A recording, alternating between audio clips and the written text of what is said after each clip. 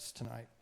Heavenly Father, we thank you for each one here, for each journey that each couple, even singles that are here, have been on, that you brought them to this point. We're grateful that they have intersected, all of our lives have intersected tonight. That's not by accident. And we know that you have something for each one of us tonight to learn, to be challenged by, and as well as for tomorrow and Sunday. We pray for John and his presentation that he gives tonight. We pray that you give him your words and your guidance, your wisdom, and that we would be receptive hearts. We pray all this in Jesus' name. Amen. I don't even know where you... There you go. Here he is. Thank you.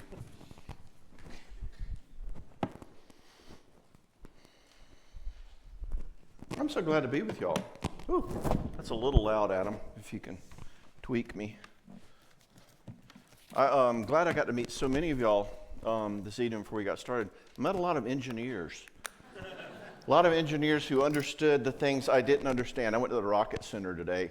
I mean, I grew up in the 60s, so, you know, our heroes weren't Han Solo. They were John Glenn and Frank Borman, you know.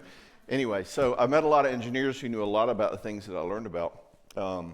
So you wives of engineers, I promise I'll have them being touchy-feely types by the end of the weekend. It's like schmoopy all over. I promise. It is nice to see how many of y'all brought your spouses here for me to change this weekend. Y'all, it's gonna be really neat to watch them grow. You know, just those areas where they need real sanctification, those things you've been praying about. I promise I'll take care of it. All right. I call this conference Finders Keepers because it occurred to me one day that we could bring in singles because the principles are the same, whether you're talking about marriage or singles. We got any singles here? Some, good. And those of you who might listen later on recording, I'm going to be speaking to you too. Because I want to speak to married folks because I want to talk to you about how to keep your marriage, how to preserve it, how to keep it rich, and how to get over some of the obstacles it has. But for you singles, the same principles apply. I want you learning now how marriages work, how relationships work. The stuff you're going to hear this weekend from me is what I use in premarital, all right? Or actually, I prefer to do pre-engagement counseling, if you know anybody, because by the time it's premarital, like the mothers are involved. You know, it's all over but the shouting. So anyway, my hope is, regardless, you will find this conference to be different maybe from other marriage conferences that you've attended before in the past. Maybe we're going to skip over all the stuff you can get kind of, you know, in a marriage book, like Getaway Weekends or 5 Meaningful Touches, or Men are like microwaves, women are like crock pots. You know that one? Right. And hopefully try to go a little bit deeper than that, all right? I'm gonna be working from this direction this weekend. I want you to understand your marriage. I want you to understand how they work, how marriages work, how they don't work. Half of what I do is marriage therapy, and I want to teach you what I've learned as best I can. I want you to be heads up. I want to give you some categories for thinking about the kind of junk that makes us act like such gizmos to one another in our marriages. Marriages don't just grow by learning, you know, communication skills. That's not where the real growth needs to happen. I want to teach you where it does need to happen. So we're going to talk a lot about marriage and application of that to dating for you singles. We're going to do a lot of Q&A at the end of our session tonight. We're going to do half our program, take a break, come back, and then we'll do Q&A at the end. Also, that phone number right there is my Google Voice number, and you can text me a question if you have a private question. Because, see, I do parenting conferences too, and people like follow you to the car with questions at a parenting conference, you know? I mean, you're like in the parking lot kind of like going, okay, yeah, I guess, you know. But what if you have a question in a marriage in which it's a little more private? Like you want to say, what do you do if you're married to your husband's a crazy, rageful maniac, you know, and he's kind of like, hey, you know. So this is a way for you to text me a question. Now, I will defer, especially in a group this size, I'm going to defer to questions from the group because I love the interaction with the people and with each other and the body of Christ kind of dynamic. So I might not get to all your texted questions, but I want to at least have that resource, all right? Now, Norma and I have been married 41 years, and so far she's not tried to kill me in the middle of the night, so I think that qualifies me to speak on marriage, right? We have 3 kids who are grown and like have jobs, so I'm glad of that. We have 5 grandchildren. Let me see. I think I may have gone off the grid, dude. Let's see. I think I can get us back on if you can do your part. Yeah, good. What I thought I'd do this weekend is, I told you we have 5 grandchildren. I thought, I got 600 or 800 pictures of them, and I thought we'd just go through them. And I'll be glad to do Q&A about any of them. Serious, I think it'll be really kind of cool. But now, regarding my family life, contrary to what I'm sure you believe, my speaking on marriage did not begin by my wife saying, honey, you make marriage so blissful. You got to go out and share your secrets. You got to take this on the road, you know. Other wives are missing out. You need to teach other husbands. I'm actually as big a knuckleheaded husband as the rest of you guys. I mean, I think she's actually given up believing I'm actually going to do any of this stuff. It's just not going to sound that way, because guys who speak on stuff always sound like they're really great at it, okay? And I'm going to try to tell you a lot of stories about my own screw-ups, because, I mean, how could I not, all right? But I'm still going to sound like an expert, all right? This woman comes up to Norma at a conference once. She comes to me at conferences sometimes. And after conference, she comes to my wife. She goes, what must it be like to be married to him? And I'm serious. And Norma, to her credit, thank you, Norma, she tactfully said, you have no idea. All right. So let's get started. We got miles to go tonight. I am going to push you this weekend, but hopefully we'll break the fun meter too a little bit. So let's get going. I'm going to start by going ahead and telling you what is the biggest problem in marriage, the real reason that we struggle, and kind of get that out of the way. We're not building up any suspense. I'm going to go ahead and tell you the punchline. I'm going to do that by telling you a little of what I do and what I've done every day for 35 years at my office. I am a therapist. I do what you think I would do. Like, I have a couch and a pipe and a sweater, you know. Basically, I do therapy. And I have a real broad practice. I do depression, anxiety, mostly adults. I do a lot of parent consultation, but OCD, relational issues, marriage issues. Now, therapy. I don't know how many of y'all have ever gone to therapy before, but very few people go to therapy just for kicks, right? Like, gee, I just thought it sounded fun, you know? Most of us come to therapy because we've got an owie. There, a symptom. We have a problem. We got a boo-boo, depression, anxiety, eating disorders, addictions, whatever like that. Now, or marriage problems. There's a backstory to this. And this is going to be kind of the linchpin of a lot of what we're talking about. The reason people get symptoms or get depressed or get anxiety or have marriage problems is not just because they're dumb or they're lazy or they're sinners or they have chemical imbalances or don't have good theology or whatever. It's never that simple. The real reason we all struggle is this. Doing life and doing relationships and managing our emotional world and managing our spiritual life requires what I call certain character software, relational abilities in our hearts, in our innards, okay?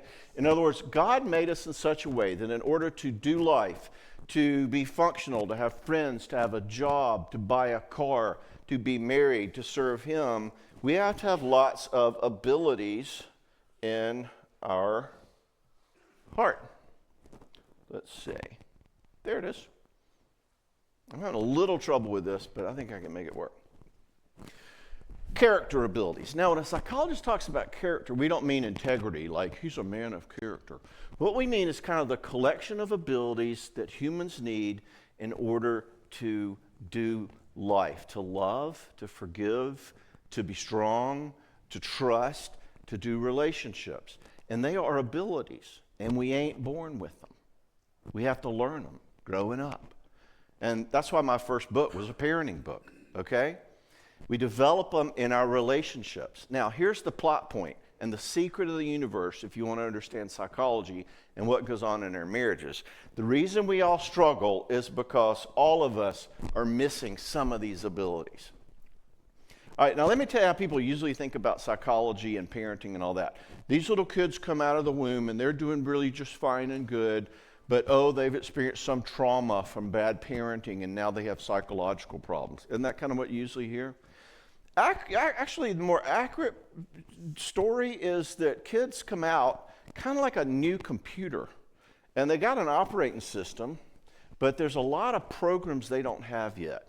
Like the ability to understand love and trust, and the ability to understand having a sense of identity and who I am in a relationship, or the ability to make sense of failure without feeling like a loser, the ability to manage their emotions. And a lot of what parenting is helping them develop these abilities. Now, guess what? If we miss some of those abilities, we then come to our adult life and our relationships missing some software, missing some of the stuff we need. In other words, a lot of times I tell people that being a human is a little like being a car. Think about it. A car has to be able to do a lot of different things in order to function. It has to be able to go, and it has to be able to stop, and it has to be able to turn, it has to have a turn signal, and if you live in Mississippi, it better have an air conditioner. So now think about it if that car's missing brakes, and you don't know it's missing brakes. You're just driving along the 565 of life, and you're doing fine.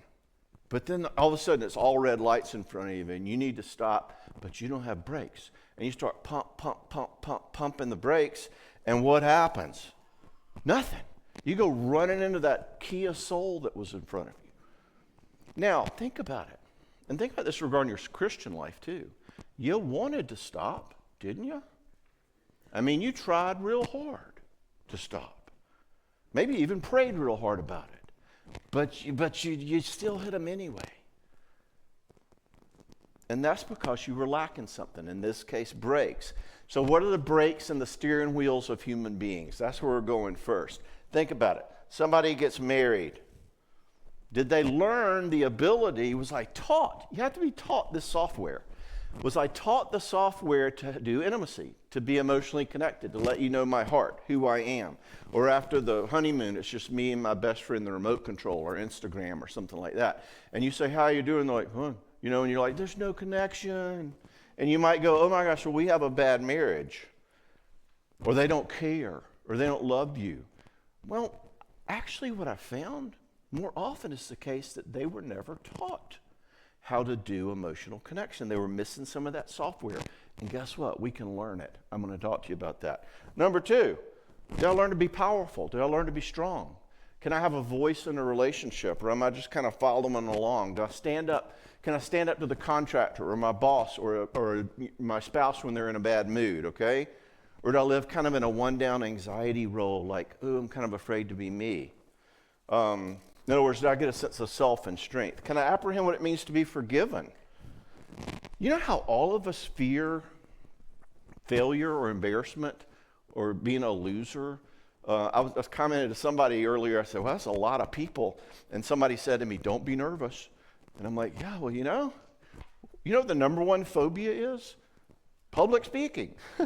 Why? Because we're all afraid we'll get up here and look like an idiot. You know, and y'all will look at me with that look where it's like, you know, the worst feeling of a speaker is when you're looking at your audience and you can see they feel sorry for you. You know, like how much longer is he going to have to endure this? They've quit thinking about how unhappy they are. You know, they're now thinking about me. All right. So can I fail and that not dismantle me? Anybody struggle with that in your marriage? All right. And lastly, can I manage my reactivity, my impulses, my emotional boom? Can I contain what I'm feeling and not just blow it up on you, okay? And these are all parts of the emotional software we have to do marriage. And we have to have them taught to us. We have to learn them in relationships. Growing up is great. It's not too late, though. We can still learn them, and I'll talk to you about that. But here's the secret. I don't know if you've been keeping up current events, but none of us have developed jack. I mean, we're all missing pieces in this collection of abilities God created us to need to have. So, let me tell you what the biggest problem in marriage is. You take two real, live, screwed up, incomplete human beings who are missing some of the abilities and the software that God creates to have in order to do marriage and do relationships. And they start encountering the kind of challenges that real marriage creates, like having intimacy and being close and resolving conflict and forgiving one another. And guess what? They're going to reach for the brake pedal of that car and go pump, pump, pump, pump, pump, and nothing's going to happen. And you're going to be having the same fight you've had before, or that same distance or coldness that you've had before, and you're going to be going, what's wrong with our marriage? But here's the key. We're going to do that even though you don't want to, even though you've tried real hard, even though maybe you've prayed real hard about it. All right? So here's my point as we start out. We all come to marriage being told that this is going to be the place where I will at last find fulfillment and joy, right? And you singles are like, oh my gosh, what if I don't get married? And you know, our culture, of course, builds this up. Think about like every Meg Ryan movie, all right? She's cute, she's intelligent, she has a golden retriever, but she's alone, okay? But she's going to try to find real love. But all of her cynical urban friends say, oh, give up on it. It'll never work. But she doesn't give up. And this guy comes and he opens a bookstore, or he starts emailing her, or he's from another century, or he's an angel. They're all the same movie, right? So, and then at the end, her cynical urban friends are like jealous, and she's happy and cute and intelligent and has the golden retriever, but now she's married. And everything's okay, right? That's what we've been told. So we come to this relationship where we've been told this is where we're going to find our fulfillment, not recognizing that marriages actually require a ton of these abilities that Cox is talking about. And so we start running into stuff that you can't do. You didn't learn it. Maybe you got injured there. I don't know. And you start running into stuff your spouse can't do. And so things don't get done. And we go, man, I got marriage problems. I knew I should have married that bass player. But the problem is not with your marriage. The problem is that both of you are missing some pieces. All right?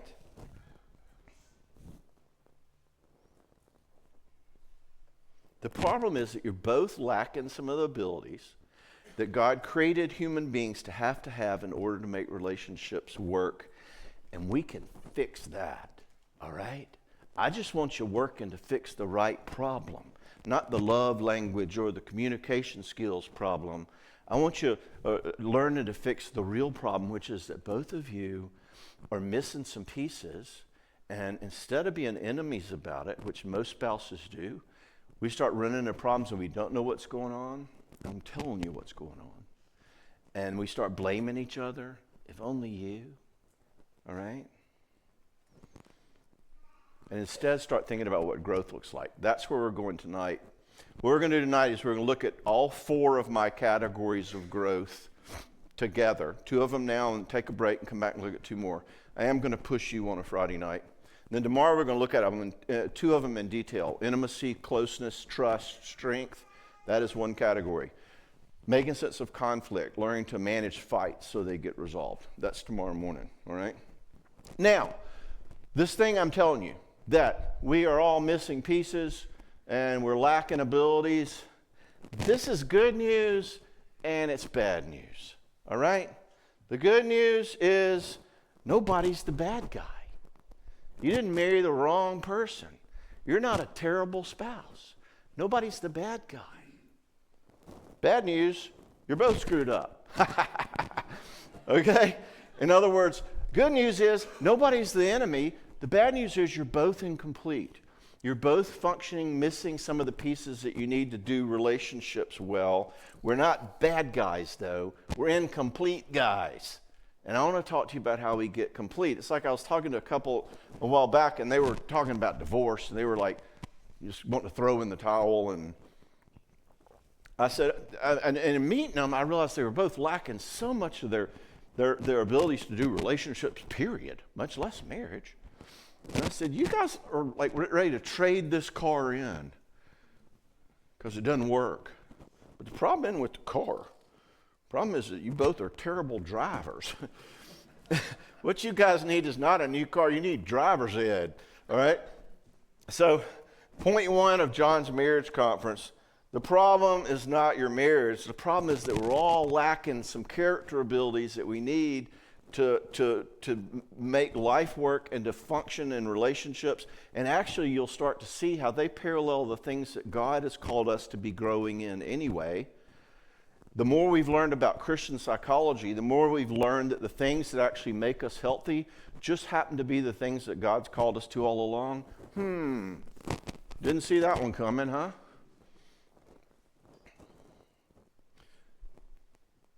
The problem is not your marriage. The problem is we're both lacking abilities, and we're going to talk about what they are. And we're going to talk about how you grow here. So here's the correct question, and the question that can change your marriage. I want you to both start asking, how can I start growing together with you in my heart to do married stuff better? All right? What do I need in that software? What do I need to learn in order to love, do love, give love, receive love better? What are those abilities? Let's start learning what they are. You start thinking that way, that will change your marriage. Okay? In other words, before we do a marriage conference, we kind of got to do a you conference, a me conference. Like I've always wanted to call this conference, Becoming the Kind of Spouse You Always Wish Yours Would Be. And that's a bummer, but this is going to give us two things.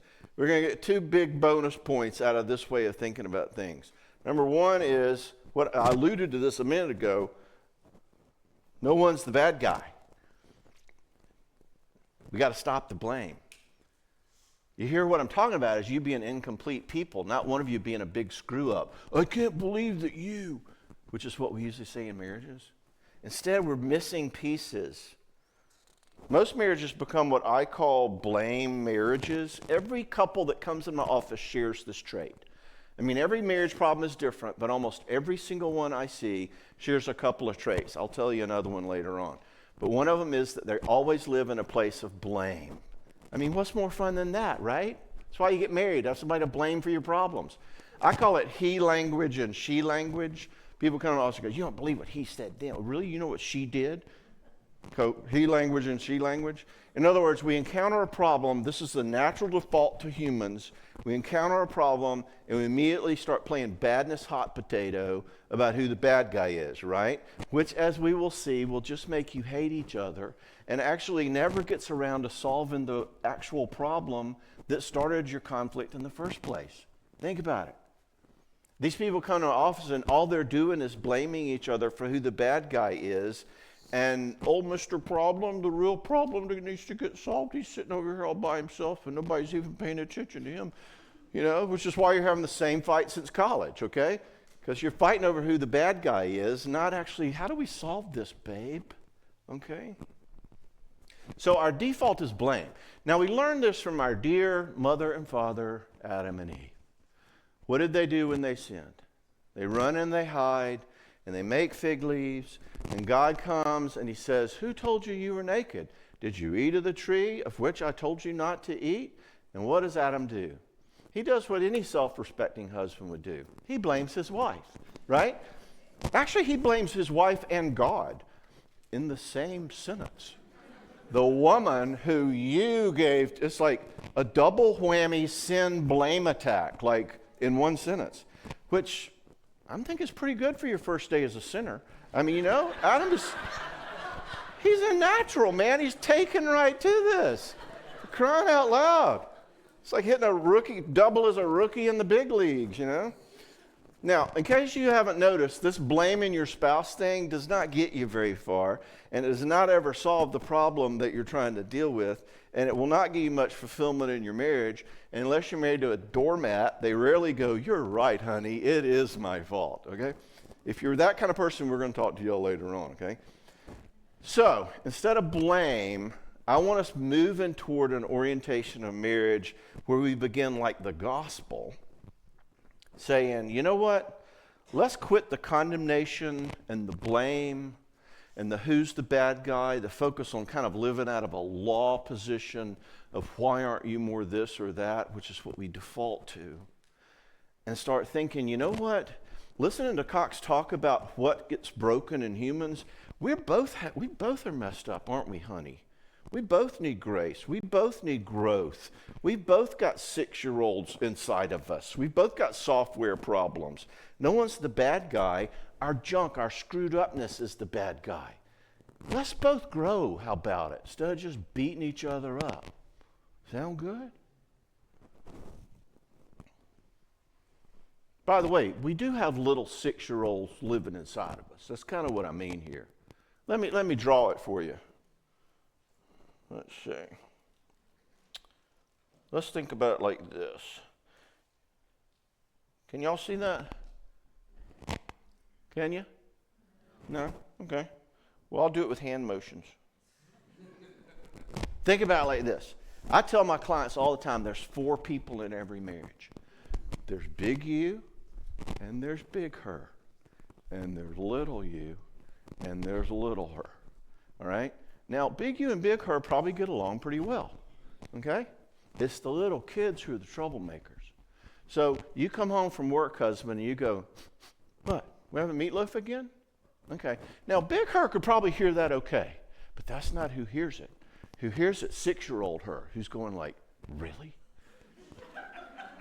After what I've been doing all day? I spent all day at the pediatrician's office. And he comes in, and what's he want? Like beef bourguignon? No. Yeah, we're having meatloaf again. Welcome back from your 6-hour vacation. Okay? Now, big you could probably hear that pretty well, guys, right? She's had a hard day. But that's not who hears it. 6-year-old you hears it. And he's like, what, does she not appreciate how hard I've been working for our family? You know, and you go, well, you get the picture? Okay, so couples, once you realize that you got the 6-year-olds there, you can stop being the enemy. The 6-year-olds are the enemy, and they're not even the enemy. We're going to help them grow. But I want you to have that category. Got it? Because first thing we got to do, and a lot of the orientation to my marriage stuff is if we can stop blaming and start growing, we're gold, all right? That's one thing every couple has in common, is they're both incomplete. Couples are like, we got nothing in common. I'm like, well, you both have in common that you're hurting and you want the hurt to stop, right? I mean, in that sense, you're like same and samesies, little besties, you know? All right, so step 1, a lot like the gospel, marriage has to start with we've got to make it safe to be fallen. We're going to stop the condemnation. I'm a mess and so are you, and let's make that safe. Step 1, that's Christianity and that's a good marriage, boys and girls. All right, so number 1, blame has to stop. Number 2, the gospel doesn't stop with grace. It says, yeah, we're fallen and we're safe, so how do we grow? Let's start looking like Christ. How about it? All right? And this is where we're going to go this weekend. We're going to talk about the things that are broken in us, my blind spots, your blind spots, how do we grow together? And I want you to do that as friends, not enemies. I want you to do it as broken, fallen friends. Not a blame marriage, but what I call a growth marriage. An orientation that says, yeah, we're struggling, but instead of saying, why don't you, or if only you, and living in kind of a who's the bad guy hot potato, we're going to say, hey, we're both incomplete. Let's let Cox start teaching us how to grow here, okay? You want a good marriage? That's a good marriage. 2 broken people. So what do we need? What do we need to have ticking inside of us to be good drivers of this car? What are the abilities? Like I said, we're going to walk through them tonight and look at them in more detail tomorrow. You married people are going to already have categories to put them in. You singles, I at least want you having these as a grid. The better grid you have, the more you're going to be able to be doing your own growth. The more of a grid you have, the more you can be practicing now how to do romantic relationship and keep it romantic. The more you grow, the better picker you will be. The healthier we are, the healthier spouse we tend to pick. In other words, basic psychological principle, we tend to marry people of about the same level of psychopathology as ourselves, right? So next time your spouse goes, oh, you're acting like a 4-year-old, you go, all right? So what do we need character-wise? What does that software, what does that car need? I'm going to tell you what they are. I call them the 4 I's. You know how they say there's no I in team? There is in marriage. There's 4 of them, like Mississippi, except 3. Yeah. We're going to say there's 4, though, for the rest of the group. Okay? They are about intimacy, closeness, connection, but also trust and strength and groundedness in closeness. Identity, in other words, having a sense of self and the ability to say no and to hear no and to know who I am, what I value. Number 3, imperfection. In other words, how do I make sense? Did I get the software to deal with things being fallen and broken? Are you disappointing me? All right, did I learn that? And impulse control. That is managing my emotional world. When something bothers me, do I just pop off, say what I've always wanted to say, or can I manage how I feel my emotions and temper them? All right, these are the software package for marriage and dating and everything else. So let's look at them. Number 1, intimacy. This is relational closeness. This is attachment. This is connection. God calls it abiding. He calls it that in that Hebrew sense of knowing, of deep, intimate connection. He calls it 1 Corinthians 13. You don't have this, you don't have nothing. All right, he's big on this one. All right, we're going to do a whole talk tomorrow on intimacy itself. But let's do some introduction to it, all right? You know, if you come into a marriage conference, we got to talk about intimacy, all right? But don't worry, guys, we're getting it out of the way first, okay? Just go ahead and just bite the bullet, all right? We got to go 2 ways with this. This is going to be key in my conference. You're going to learn that there's a lot of 2 ways that I go with things.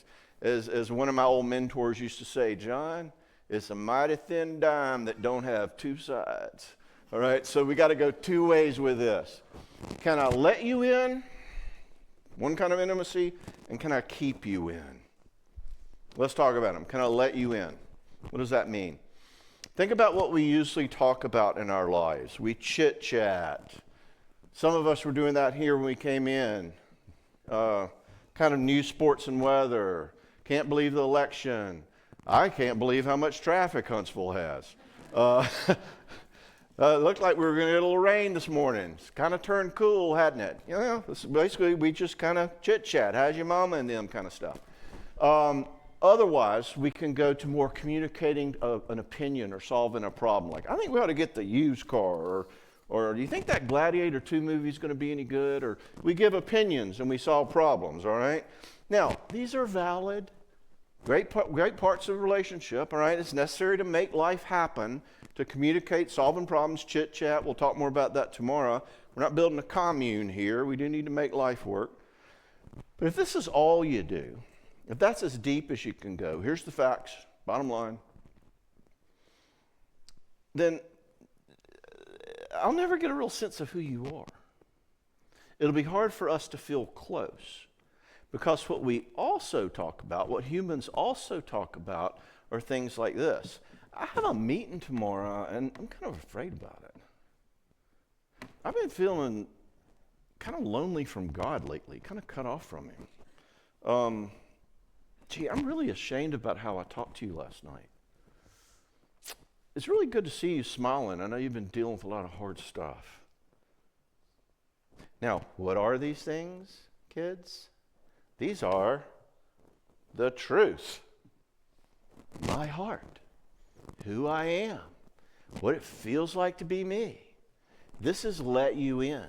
Can I go below the surface and let you know something about what it feels like to be me, what I experience inside in my heart, in my emotional world, okay?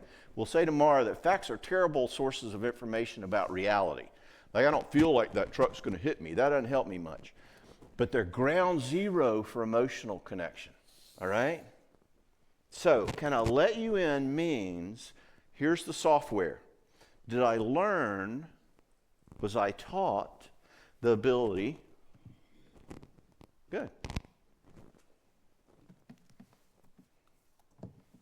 Was my other one still messing up and stuff? Or we just, okay, good. Playing it safe.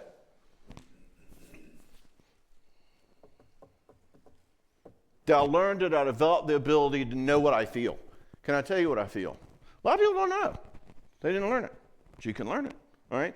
Can I tell you what it feels like to be me? Can I share that with you? And can I care what it feels like to be you? Okay? That's all intimacy is. Not rocket surgery. I'd say rocket science, but half y'all are probably rocket scientists, so I got to mix it up a little bit. Anyway, so can I know, can I share, can I care? All right? That's it. Otherwise, you can't do that. I want you to put that on your list. Maybe that's one of the things going on in my marriage. I can learn that. We can talk about how to learn that, okay? Otherwise, your relationships are going to have all the emotional, moving validity of like a Dragnet rerun, okay? Y'all know Dragnet? Some of my older people, y'all know Dragnet? Yeah, okay. I do these conferences with these young people only, and they don't get my stuff. Y'all know Mayberry. Y'all know Andy Griffith, right? All right, we're going to take a little break here and do a corny marriage joke. As if all marriage jokes aren't corny. I love a corny marriage joke. And instead of just telling them and you going, that's corny, we're going to go ahead and identify them as corny marriage jokes. All right, here's this one. The reason that Mayberry, Andy Griffith, right? The reason that Mayberry was so quiet and peaceful was because nobody was married. Andy, Aunt B, Barney, Floyd, Howard, Goober, Gomer, Sam, Ernest T. Bass, Helen, Thelma Lou, Clara, and of course Opie were all single. The only married person was Otis, and he stayed drunk all the time.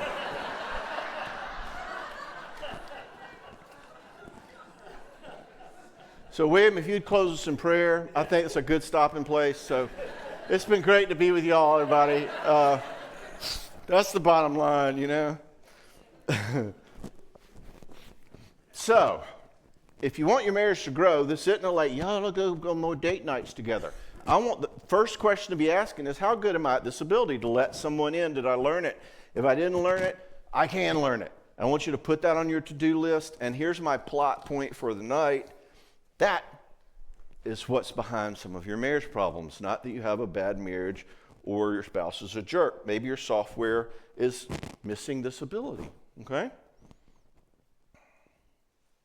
Now, at this point in the presentation, you connecty, touchy-feely relational types are saying, oh man, this is awesome. This is what I hoped he would talk about. That we would talk about intimacy and connection, and you are elbowing your more, frontal lobe, left brain neighbor who you brought, hoping he's listening. This is why I brought him, like that. And you bottom liners, or you more practical level people are thinking, I knew this is going to be a bunch of touchy-feely stuff. Wrong, because there's another side of intimacy that most marriage conferences don't talk about, but I think is just as important. Because what intimacy means for us relator types, and I'm actually the relator type in my marriage. Norma and I are backwards. Men are from Venus, women are from Mars. I am. I mean, it helps in my job. I'm a touchy-feely guy. I'm the one who's going like, will you quit like telling me what to do and just hear my feelings? I'm that guy, okay? So deal with that, all right? Anyway, intimacy means for us relational, emotional, touchy-feely types, did we develop the ability not just to share our feelings, we do that in our sleep, but did I develop the ability also to feel that I'm loved and connected inside and hold on to that, even if you and I aren't all emotionally connected right now, all right? In other words, can I keep you in?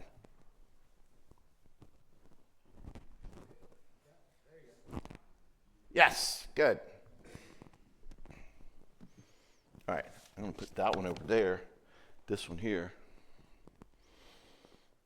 A legitimate problem with a lot of us relator types is that we can live our lives, and you people who are more left brain, you engineers out there, you feel this from us.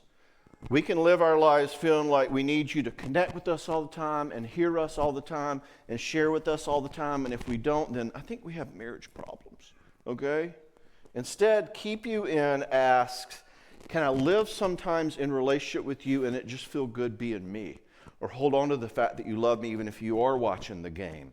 Or know that I'm loved and I'm strong and kind of grounded regardless. And I got my body of Christ, people, and not need connection all the time. I saw a couple once, and he was this really kind of emotionally needy guy, kind of a lot of insecurity. And of course, he was married to a wife who was just kind of a bottom liner. Like, I think she had a "No Crybabies" bumper sticker on her car, you know? And she was sweet, she loved him, but she wasn't very effusive about it. And so he'd start to get insecure, and he'd say, they'd just be sitting around, and he'd go, "I love you." Which she heard just like you just did. Not as a man proclaiming his love, but kind of like, "Will you say it back so I can feel better?" You know, that kind of, "I love you." And she'd go, "Love you too," which really felt, good for him. Okay. So, sure, I wanted to talk to her some about what it meant to her to get emotionally connected and to share her heart more. But my question for him was, what do you do with love when you get it? Sure, they can open up more. We started with that. But our question is, how good are we at holding on to love when we get it?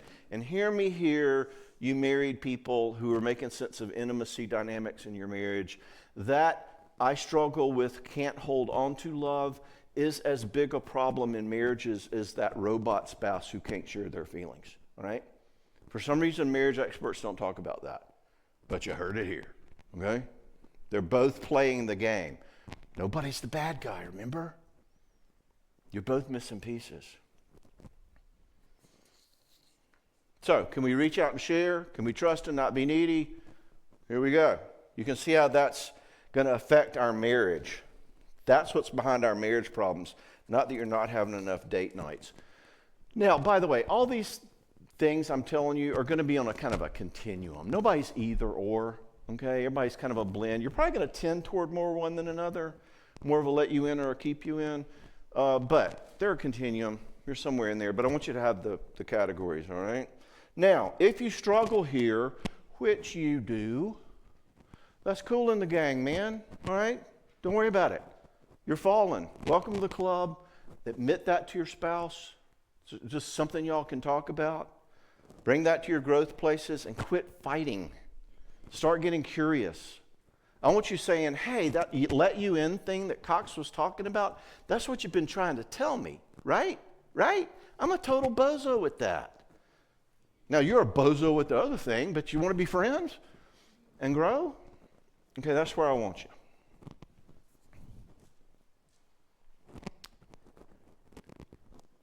Second I,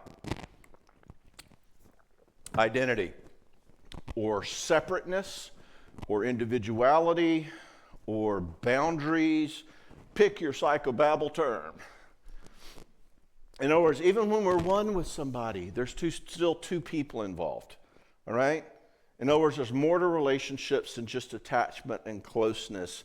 There's more to marriage than candlelight and bath soaps and Adele music, all right? There's also the issue of personal separateness and power. Another thing I don't find most marriage conferences talk about. Conferences are all about intimacy, but this one's about individuality and separateness and identity apart from one another, which is just as important, as we'll soon see. Two sides again. Can I be me, and can I let you be you? I call that mutuality, and these are those two sides. Conferences often talk about closeness and both being known, but the other side of marriage is this balance of mutuality, of both mattering, of being different people. And I want you to hold both of those in tension. You see this even in God's world all the time. He calls them love and limits, or peace and righteousness, or Mary and Martha. Or with our parenting, we talk about closeness, love, and limits with our children. There's always this balance in relationship with these two pieces. And here we have them, they're meeting for the first time. A marriage, I want to be close, but I also want to have room for you to be you and be different from me. Because if we can't do that well, guess what? We're going to start fighting. All right? So I want to start building a category here for what it might look like for you and your spouse to have room to be different people. All right? You figure that out and you can teach the next marriage conference. All right, back to our second I. First one, Can I be me? This is the ability, and it's an ability again. You can read about it in my parenting stuff or listen to it on my parenting talks on the podcast. Somewhere we need to learn the ability to know kind of who I am. In other words, what I want, what I value. Can I have my ideas and can you have your ideas? Can I say no and can I hear no? Can I be close to you and can I be different from you? You know those people, and half of you are those people who can't sort of be who they are if someone else isn't going to like it. You know, that kind of vibe, the chameleon kind of thing. And they're on every Sunday school committee because they can't say no, right? You ask them what restaurant they want to go to, and they're like, oh, anywhere's fine, right? And they often live sort of feeling controlled or invisible in their marriages, actually, all right? This is the kind of don't upset anybody else kind of mentality, all right? You know those people? Like I say, half of you are those people. To you, I say, if you want to make have a better marriage, if you want to make marriage work, much less your job or your parenting, all right? We need the ability in our lives to have a seat at the table. We need to be taught that it's okay for me and my stewardship to have a voice, and that is an ability that we learn. Otherwise, I see couples all the time in my office, and one of the spouses says, I feel like I'm invisible. I feel like I have no voice. I feel like I'm not even seen. And a lot of times that's because they don't even know who they are, all right? We have to have some power in relationships. I see people all the time in my office who come in to see me, and they have a demanding, controlling spouse, and they're doing a lot of he language or she language about how jerky they are and how bad they treat them and all that. And they have a lot to say about how they're always telling me how to drive, or they're being critical about how I spend money, or they say I don't love them good enough. And that's bad and everything, right? But I always ask them, as they're using all this he language, what if instead of complying with this person like you do, or instead of being afraid of upsetting them all the time, or doing their bidding and then resenting them for it, what if you said to them, you know what, I will so discuss this with you. We both matter here. I want what you're saying to really matter. And yet I want some room for me to have a voice in our marriage too.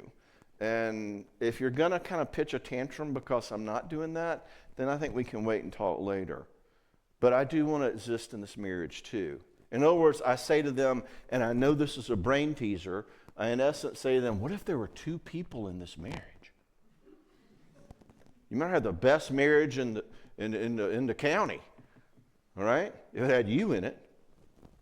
And they go, well, I tell you what they would say if I did that. Well, boy, they'd get really mad. And this person's living their whole life not in a sense of stewardship, of who am I and how do I want to live in a relationship under God and serving Him and caring for myself and caring for others. They're living their whole life oriented toward what their spouse is going to do. And to parallel what I said earlier, that doormat thing hurts marriages as much as kind of the bully spouses do, okay? So this is a vital character ability. It's a vital thing for that car to be able to do, to have a sense of who you are and what you value, apart from whether somebody's going to be mad at you or not. This isn't selfishness, by the way.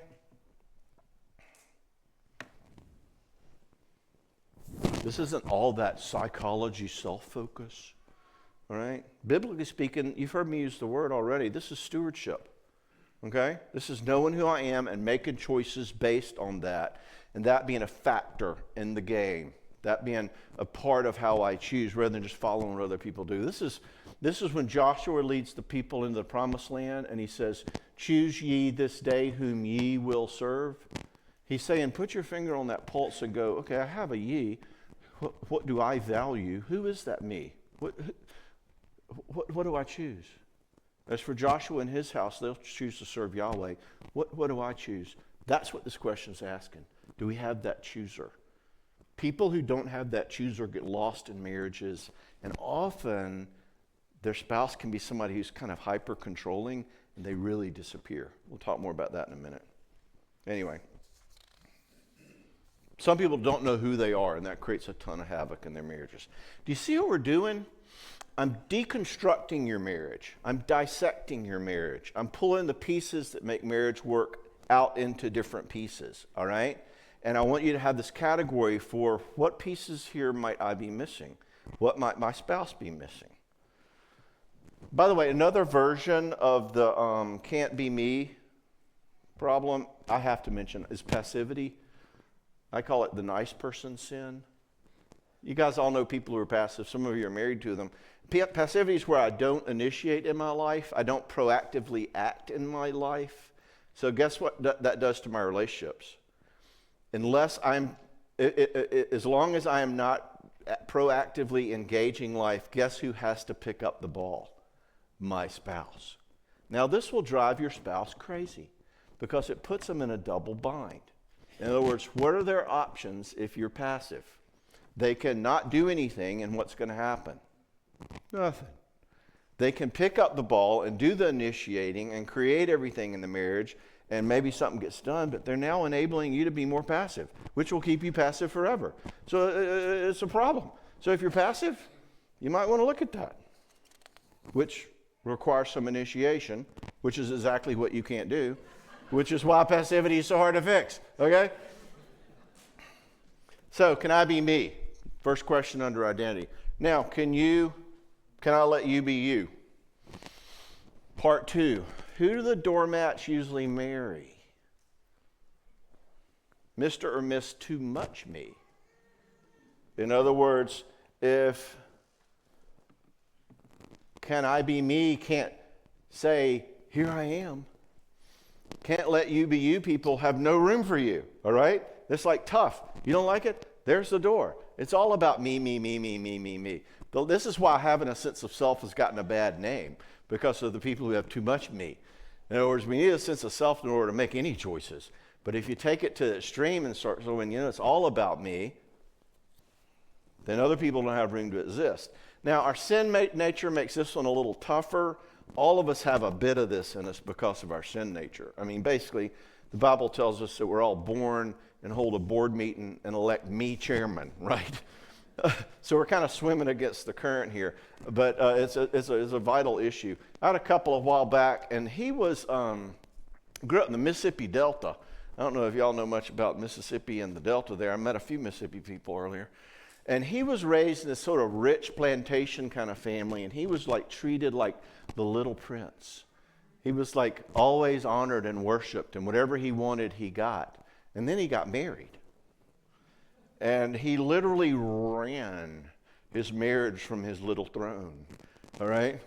So naturally, his wife came to therapy, okay? Usually these kind of controlling, can't let you be you types, they don't come to therapy. They got it made. They're in control of everything. They make their loved ones need to come to therapy, if you get my drift. So she comes to therapy. And I realized in this kind of a marriage, the only hope for this kind of a marriage is for her to start learning to exist some, for her to start pushing back on the little prince some.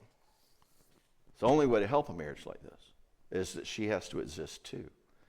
So she starts pushing back on him. Well, that got him to therapy. And he was literally confused at her pushback, like, how dare you say no to moi? And he was really enchanted with me for teaching her the word, But it was forcing him to have to grow up. And it's the only hope for this kind of marriage, all right? We can talk a lot about this, and I've got a whole talk on it on my podcast. But for us controller types, and I am a controller type too. I'm a touchy-feely controller type. Go figure that. Yeah, I can't either. Neither can my poor wife. For us controller types, be reflecting on how good are we at our ability to embrace our spouse being them, being different from us, disagreeing with us, telling us how to drive, saying no to us, being different, disagreeing. I have a couple right now, and when she disagrees with him about anything, he goes, I don't understand why you just have to disrespect everything I say. I'm like, dude, she's not disrespecting you. She's just not you. So this is the ability, the spiritual ability of mutual submission. This is learning to bend the knee and not let just my own desires be the only thing that governs our relationship, that I have room for you. And some of us, myself included, have had to learn that ability. I didn't like learning it. I liked being the boss. All right, corny marriage joke time. This guy is up for a promotion at his job at the bank. He's up for a promotion to vice president. And he's kind of nervous that morning, and he's putting on his best suit and getting all ready. And he goes downstairs, and his wife is in the kitchen and has him a cup of coffee. And as he's getting ready to leave, she straightens his tie and pats him on the lapels, and she says, "Honey, don't you worry. No matter what happens in that meeting today, you'll always be vice president in this house." Yeah? Okay.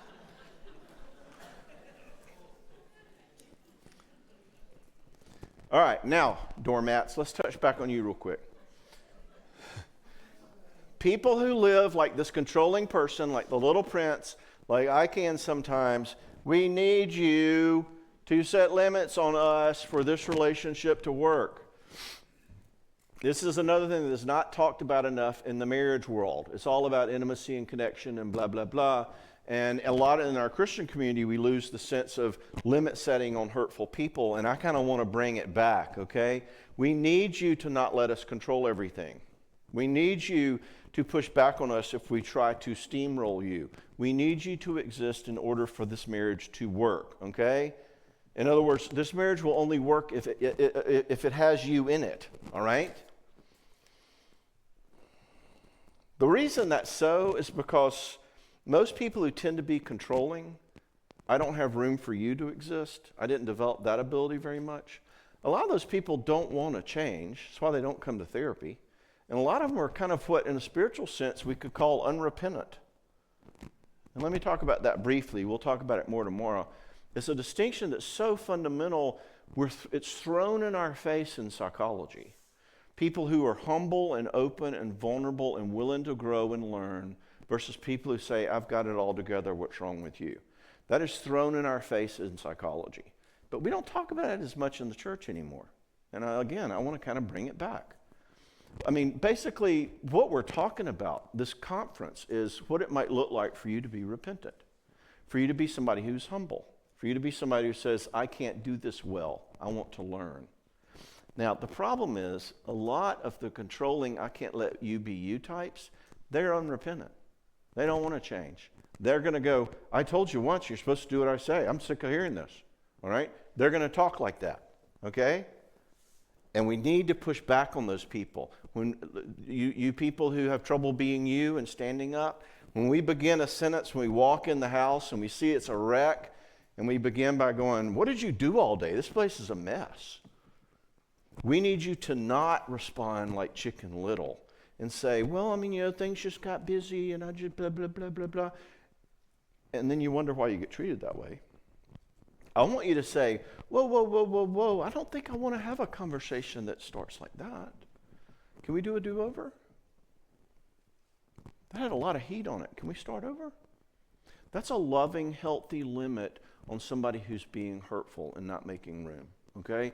We've lost that in the Christian community so much. We're so quick to do the turn the other cheek or keep no record of wrongs or love bears all things, that we've forgotten about part of growth is nurturing, connecting, love, for repentant people. But for unrepentant people, there's a science to what it looks like to set limits on them. And that's as much a part of marriage as that intimacy stuff we talked about a minute ago. All right? We're going to talk a lot more about that through the conference because it's vital. It's the only way to have a relationship with an alpha or a jerk or a finger pointer or a silent treatment type, okay? I do this all the time in marriages in my office, and it changes them. You've heard the saying, like, if mama ain't happy, ain't nobody happy. Well, this approach basically says, well, why don't we just let mama be unhappy some? Might help her grow a little bit. Otherwise, you're going to find yourself to be a slave in relationships, and you run that forward in your marriage, and what we see a lot, I work with a lot of church leaders, and they're like, we have these relationships and marriages in which we have this kind of bully spouse, and it's as often it's the woman as it is the man. Don't get me wrong. How do we engage it? The secret is the only way to engage it is for their spouse to get powerful and learn this thing of, can I be me, okay? Anyway, otherwise, if you don't, what I'll often see is you run that forward in time, and little Mr. or Miss Good finally get sick of being the good one, and they get depressed, or they run off, or they have an affair, or whatever, and people go, what's happening to marriages nowadays? Well, one of the things that's happening is that 25 years ago, little Mr. or Miss Compliant Doormat didn't say, you know what, you're kind of acting in a real hurtful way, and I'm not going to do this. We can do a do-over in which we're both kind, all right?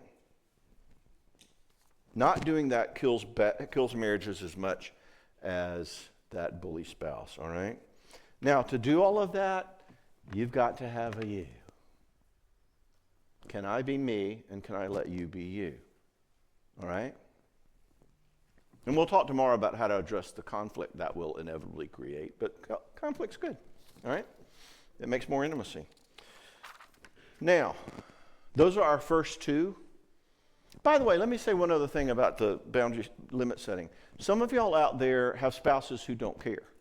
Some of you out there have spouses who maybe didn't come. I don't want to learn all that psychobabble stuff, okay? Here's the secret. If you're willing to grow, you can change your whole marriage, all right? I joke with my colleagues that the best marriage therapy I do sometimes is individual therapy with one of the spouses.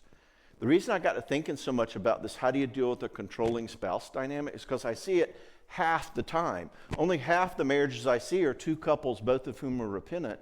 We want to grow. The other ones are, there's no way she's coming, you know. We've seen 5 therapists until one of them disagreed with her, and then she's never going back, okay?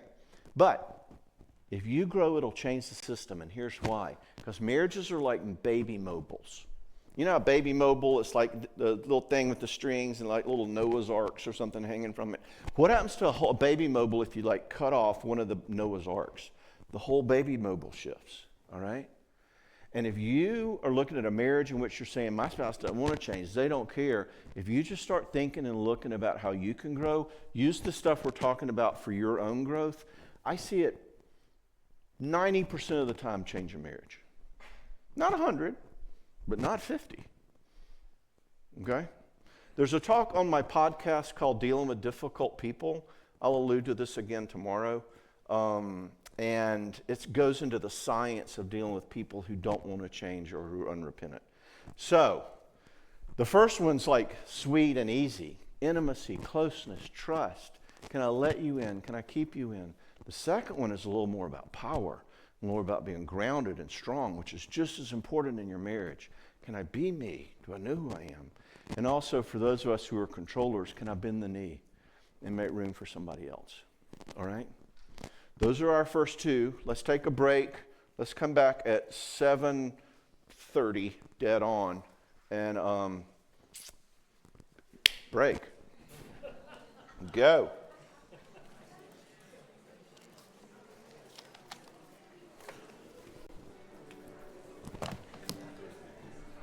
Push that mic up a little bit forward.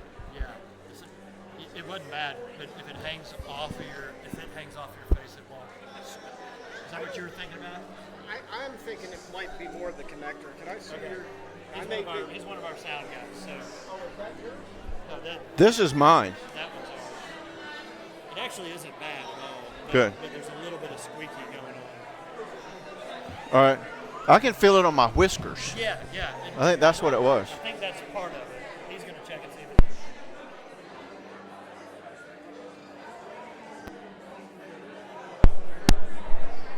Let's do this a couple. I didn't meet you earlier. What's your name? Todd? I'm a guitar player and sound guy. Cool. Yeah, nice to meet you. So are you usually the sound guy, not Adam and Brent? Well, Adam is the worship leader. Oh, okay. And one of the musicians. I rotate back and forth between playing and running sounds. Good. Cool.